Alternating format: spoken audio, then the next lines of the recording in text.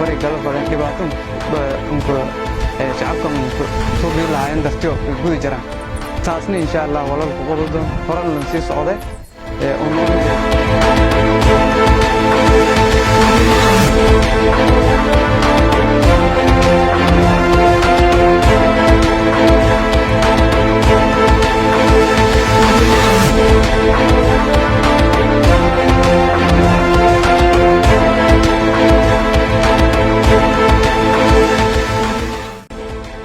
baydhabo dadka inta badan wali tilmaamayna inay nabadiyada musku kooyna walsheeni dadka sheelana ciidamada kala duwan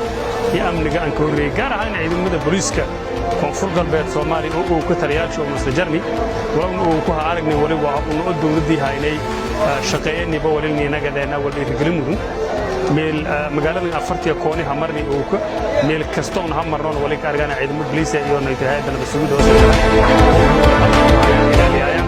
أمنك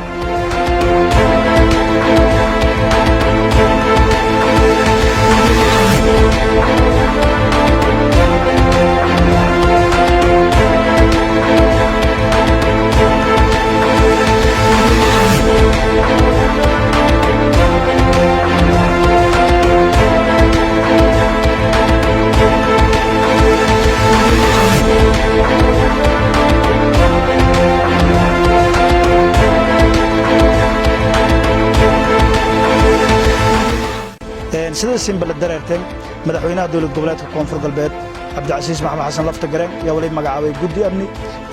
oo ka shaqeeya amniga saxilqaaga Beelonson markii wareegii la maada marahayna ani wasiirka caafimaadka oo shaqadaas nahni eedi uu ka wali marnay meel badan oo magaalada gudaasha iyo barnaamijka baa eediyada wali ku dareeray shaqo wanaagsan